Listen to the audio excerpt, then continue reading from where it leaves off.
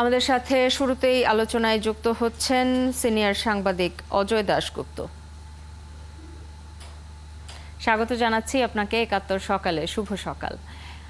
এই যে একটা বাজেট উত্থাপন হলো গতকাল জাতীয় সংসদে, এবং বাজেট নিয়ে নানা রকমের প্রতিক্রিয়া আমরা গণমাধ্যমে দেখতে পাচ্ছি।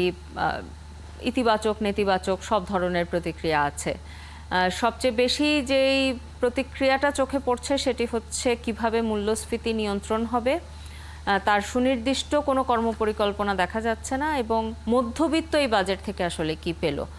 খুব খুব একটা মধ্যবিত্ত বান্ধব বাজেট হয়নি এমনটি বলা হচ্ছে। এবং সংবাদপত্রের শিরোনাম যখন আমরা দেখছিলাম, সেখানে একটি শিরোনাম এরকমও এসেছে যে আশ্বাস ছাড়া মধ্যবিত্তের ভাগ্যে আর কিছু জোটেনি। আপনি কিভাবে দেখছেন বিষয়টি?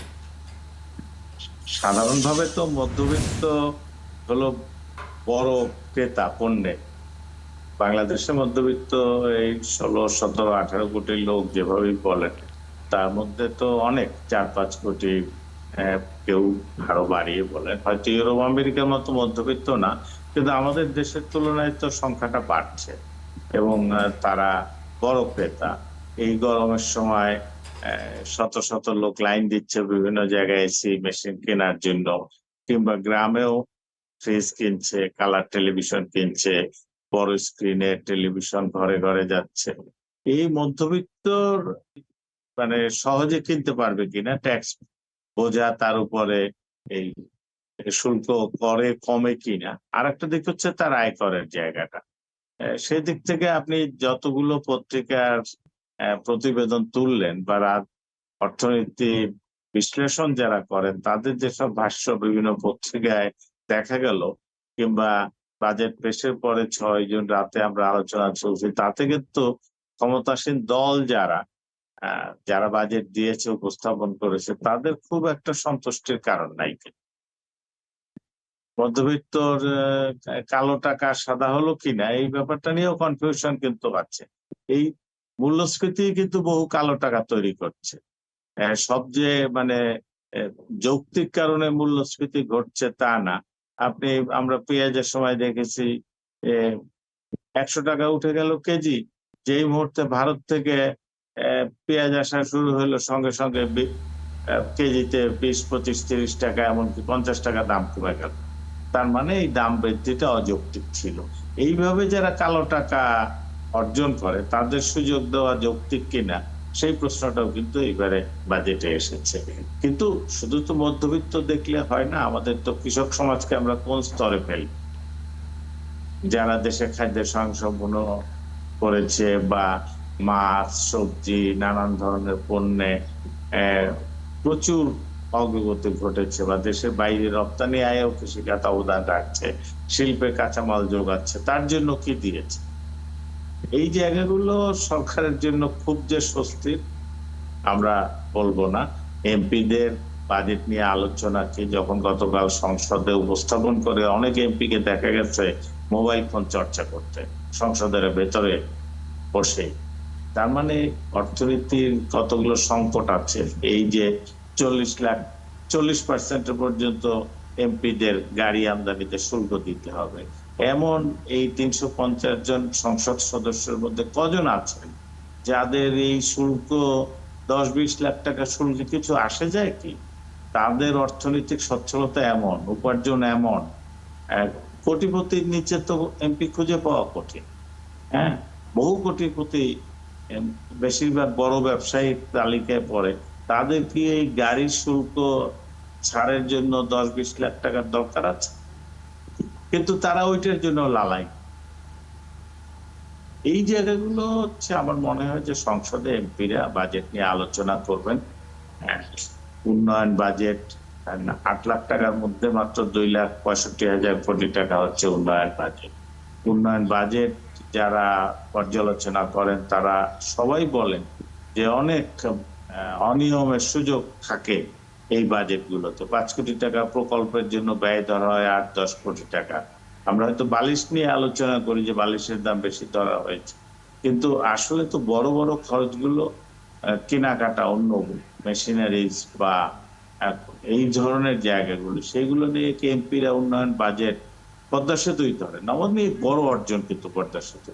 কিন্তু পদ্মা সেতুর বাজেট কি হয়েছে, কোন খাতে কত ব্যয় হয়েছে, তার সবগুলো যারা ঠিকাদারি পেয়েছে যৌক্তিক কিনা, সময় মতো কাজ না হলে কেন হয়নি, এইগুলো কি এমপিরা সংসদে আলোচনা তুলবে?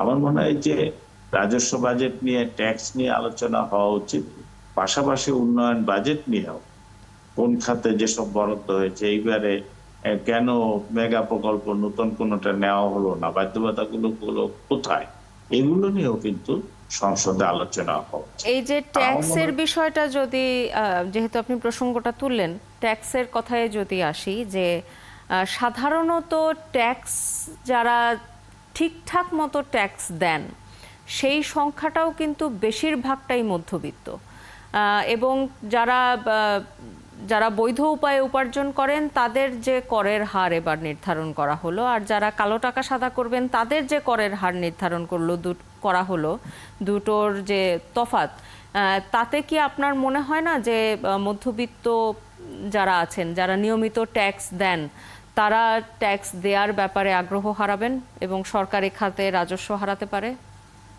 শুধু মধ্যবিত্ত না, কিন্তু ধরেন প্রায় 1/3 বেশি কর তো আসে ভ্যাট, এটা তো মধ্যবিত্ত না। ওই আপনার কলম বা মোবাইল ফোন ব্যবহারকারী, এটা কিন্তু রিক্সা চালক, ভ্যান চালক, তারাও এগুলো ব্যবহার করে। কাজে শুধু মধ্যবিত্তের উপরে যে বোঝা চেপেছে সেটা না, কিন্তু পরোক্ষ কর এই বোঝাটা কমিয়ে আসলে সারা দুনিয়ায় যারা শুল্ক কর আদায় সাফল্য দেখায় বা অর্থনীতির জন্য, তারা কিন্তু উচ্চবিত্তর উপরে, ধনবানদের উপরে করের বোঝাটা বেশি হয়। অনেক জায়গায় ধরেন আমেরিকা বা ইউরোপে বেতন, উচ্চ হারে বেতন যারা পায় তাদের 60, 70 এমনকি 80% পর্যন্ত ট্যাক্সে কাটা পড়ে যায়, কিন্তু সেই অর্থটা জনকল্যাণে ব্যয় করে। বাংলাদেশের প্রশ্নটা এইখানে যে এই যে কালো টাকা, এইখানে কিন্তু অর্থমন্ত্রী স্পষ্ট করলেন না, বললেন যে 15% ট্যাক্স দিলে এবং প্রশ্ন করা হবে না। ইউরোপ আমেরিকায় এই কালো টাকার একটা বড় জায়গা হলো অস্ত্রের ব্যবসা, মাদকের ব্যবসা, এমনকি পর্নোগ্রাফির ছবি বানিয়ে ব্যবসা। তো কেউ যদি বাংলাদেশে মাদক ব্যবসা করে উপার্জন করে, তাকে কি আপনি প্রশ্ন করবেন না? মিয়ানমার থেকে আমরা যেগুলো এই যে শুনি যে মিয়ানমার থেকে আসে, ভারত থেকে আসে ভয়ঙ্কর মাদক, এমনকি এখন আমেরিকা থেকে আসে, সেইগুলো নিয়ে কেউ ব্যবসা করলে সরকার তাকে জিজ্ঞেস করবে না যে কি উপায়ে তুমি উপার্জন করছো? আর একটা ক্লিয়ার করা উচিত যে আমি 25% আমার আয়ের উপরে ট্যাক্স দিলাম, এখন সরকার বলে দিল যে 15% ট্যাক্স দিলেই হয়ে যাবে। এখন কি আমাকে 25% প্লাস 15%? এটা কিন্তু স্পষ্ট করা উচিত যে তার যা ট্যাক্স হওয়া উচিত সময় মতো না দেওয়ায় সেইটা দিতে হবে, প্লাস বাড়তি 15%, নাকি শুধু 15%। শুধু 15% হলে তো অন্য কেউই ট্যাক্স দিবে না, কারণ পরের বছর আজকে আমি ডিফল্টার হলাম, আগামীবার আমি আগামী বছরে 15% ট্যাক্স দিয়ে মাফ করে যাব। ব্যাপারটা কি এরকম এত সহজ?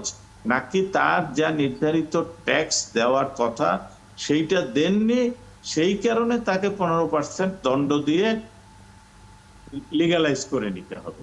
এই জায়গাগুলো কিন্তু অর্থমন্ত্রী বা সরকারের অন্য মন্ত্রীরা বা মুখপাত্র যারা দলের নিয়মিত কথা বলেন, তাদের কিন্তু স্পষ্ট করা উচিত। নইলে তো কেউ ট্যাক্স দিবে না। যদি এরকম হয় যে মাত্র 15% দিয়ে আপনি অপ্রদর্শিত আয় বা কালো টাকা সাদাই করে নিন। আবার কালো টাকা যারা মানে ভয়ঙ্কর উপায়ে বা সমাজকে ধ্বংস করার জন্য নানা পন্থায় উপার্জন করেন, আর কেউ দেন ডাক্তার, চিকিৎসক, উনি রোগী দেখে ফি নিলেন দিনে 2000 টাকা, 200 রোগী দেখলেন বা 100 রোগী দেখলেন, তার ব্ল্যাক মানি আর ড্রাগের মাদকের ব্যবসা করে ব্ল্যাক মানিতে এক কাতারে ফেললে হবে না। এই জায়গাগুলো আওয়ামী লীগ তার নিরঙ্কুশ কর্তৃত্ব কিন্তু সংসদে কিংবা স্থানীয় সরকারের যত আছে, উপজেলা বলেন, পৌরসভা বলেন, সিটি কর্পোরেশন বলেন, সব জায়গায় তো তারা, ব্যবসায়ের চেম্বার গুলো তারা। তাহলে এই যে বাজারে অস্থিরতা সারা দেশে, অন্যায়ভাবে সারা দেশে তারা কাজ করছে, বাজার অস্থির করছে, দ্রব্যমূল্য, ট্যাক্স যেটুক সুবিধা দিচ্ছে, এই যে আমরা বললাম যে 20-25টা পণ্যে সরকার ট্যাক্স সুবিধা দিয়েছে যাতে জিনিসপত্রের মূল্য কমে আসে, বাস্তবে কি ক্রেতারা অতীতে যেসব ট্যাক্স সুবিধা দিয়েছেন, মওকুফ করেছেন, সেইগুলো সুবিধা ব্যবসায়ীরা ক্রেতাদের দিচ্ছে? অনেক ক্ষেত্রে কিন্তু দিচ্ছে না। তাহলে কেন দিচ্ছে না? সমস্ত ব্যবসা চেম্বার গুলো তো আওয়ামী লীগের হাতে। তারা এই যে এগুলো করতে কেন মনোযোগ দিবে না? এমনকি গ্রামের বাজারের ব্যবসায়ী সংগঠনের নেতাও কিন্তু ক্ষমতাসীন দলের লোকেরা। ইউনিয়ন পরিষদের চেয়ারম্যান হচ্ছে বাজার কমিটির প্রেসিডেন্ট। কাজে এই সব জায়গায় আসলে মনোযোগী হওয়াটা এখন জরুরি, যেটি আপনি বলছিলেন। আপনাকে অসংখ্য ধন্যবাদ আমাদের সাথে যুক্ত হবার জন্য।